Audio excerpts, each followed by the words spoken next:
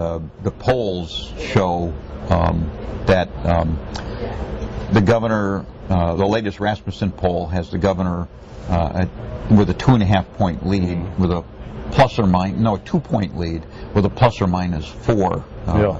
So that's very much a toss-up in that race so far.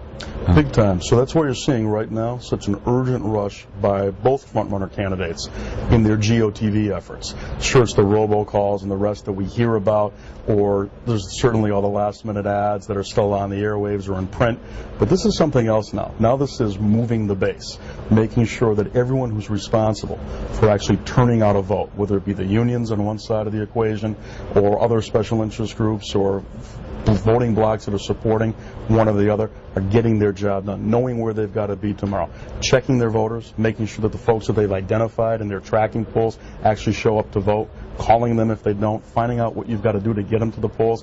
It actually gets down to that tomorrow. In some areas, it's actually driving people to the polling places. So voter turnout here is huge on both sides. I think so, very much so. I think it's an across the board that we're going to see a lot of folks coming out to register. Middle class is mad. Out in the suburbs, they're angry. Is it an anger, in general, is it an anger to repudiate the administration that's in place? I'm not really sure of that. It may actually be a situation where there's a lot of folks in the Val Patrick's column who are saying, oh my gosh, if I don't get out there to support the governor, we're going to lose what we won in 2006. Now, this state isn't exactly strangers to Republican governors, since Deval Patrick is the first Democratic governor in more than a dozen years. Yeah. So, do you think that the fact that people are willing to go Republican in the governor's office, and have shown that over the last 2 decades, actually, that's something the governor has to worry about? I think so. I think the governor's been worried about that since the beginning of the year, when his poll numbers were very different. Early on, it looked like Charlie Baker was going to have a phenomenal opportunity here. And a lot happens in politics. It's always fluid. It's always twisting and turning and changing and whatnot. But I think right now what's on the governor's mind is, have I connected with my base? Have I brought my base out? That's going to be key for him, without a doubt. In this particular instance, too, the issue that you just brought up, the Democrats, Democratic State Committee, governor himself, lieutenant governor, early on this year, were often referring to, gosh, geez, it's so easy for folks to make the argument we haven't gotten a lot done. The governor would say it's the global economy and other issues, but we haven't gotten a lot done as a Democratic governor with a Democratic House and a Democratic Senate.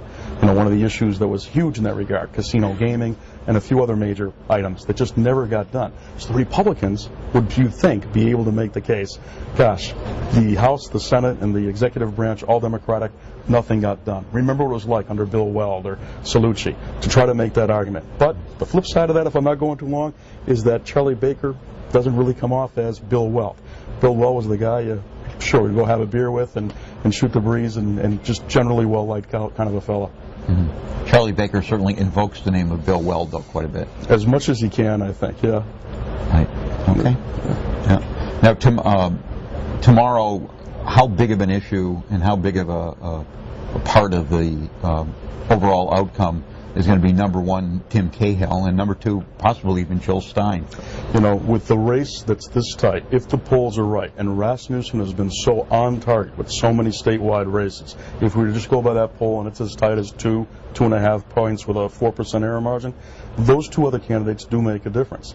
Cahill will get the votes of those folks who generally support him for real, who want an independent candidacy, or separately, I can't make up my mind between Deval. I'm angry at the administration about A, B, and C, but I'm not warm and fuzzy in my feelings towards Charlie Baker. Let me not throw my vote away, but let me give it to Tim Cahill.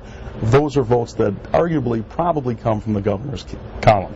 I think one of the best stories I saw anywhere statewide, Dan Ring did a story about 2 weeks back about Cahill and Stein being possible spoilers. I think he was dead on target with that. Stein also takes those few votes from the governor that he may need.